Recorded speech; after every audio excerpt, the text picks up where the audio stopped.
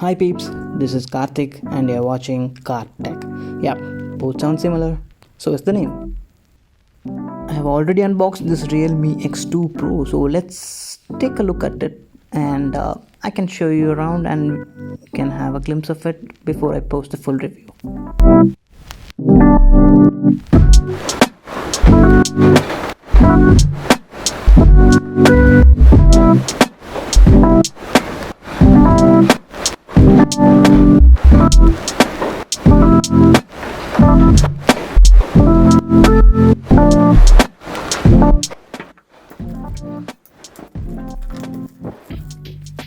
Inside the box, there is a screen protector. The handset itself, I got the blue variant. So we have a crazy fast super work charger, which Realme claims 0 to 100% in just 35 minutes. Crazy.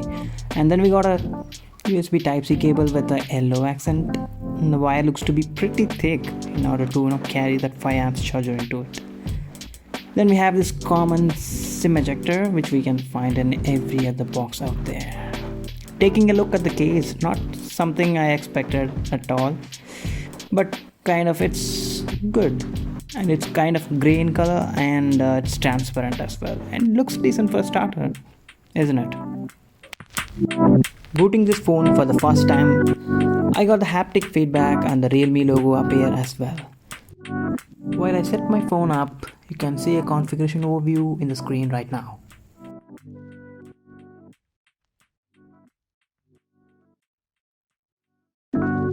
Speaking of X2 Pro's highlights, we have 3 lenses with 3 different purposes, just like a Flagship does, and that is wide, tele and ultra wide.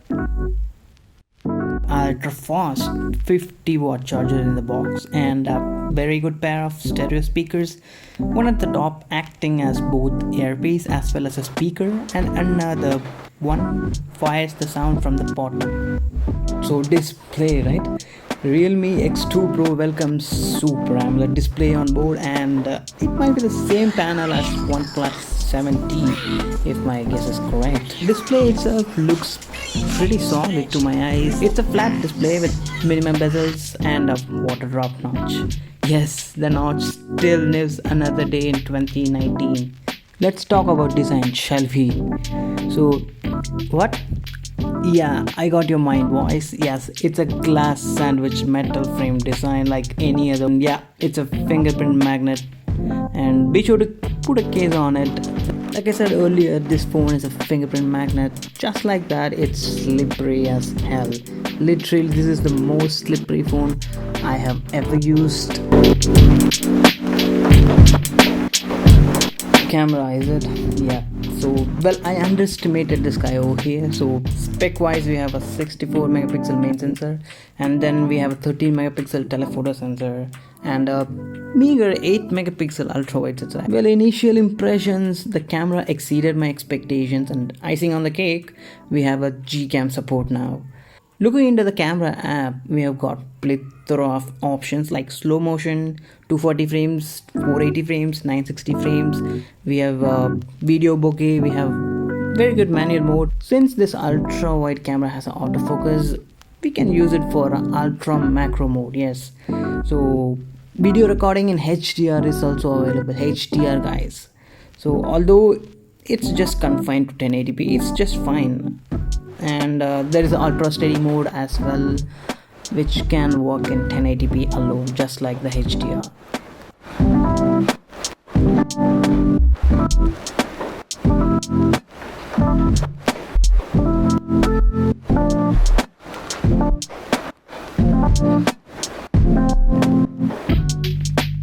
In the UI on the top, we have toggles for boosting saturation to chroma boost, and a shortcut that takes you straight to ultra wide instead of clicking the zoom button thrice. It's a neat trick, right? But there is no option for changing the photo resolution though.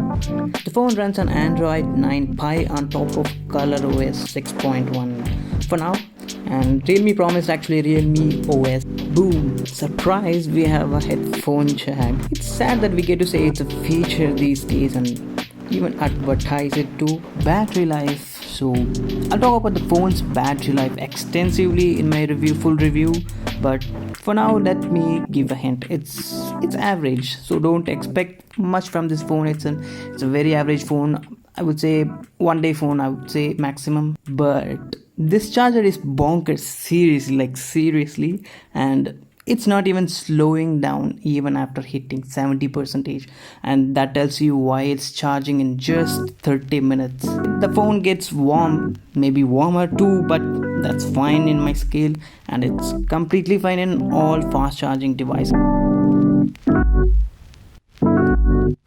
Thanks for watching, and I hope you have enjoyed the video, and if you could find it useful, share this channel to your friends and share this video as well. Subscribe, comment, like and share. Until next time, it's bye bye.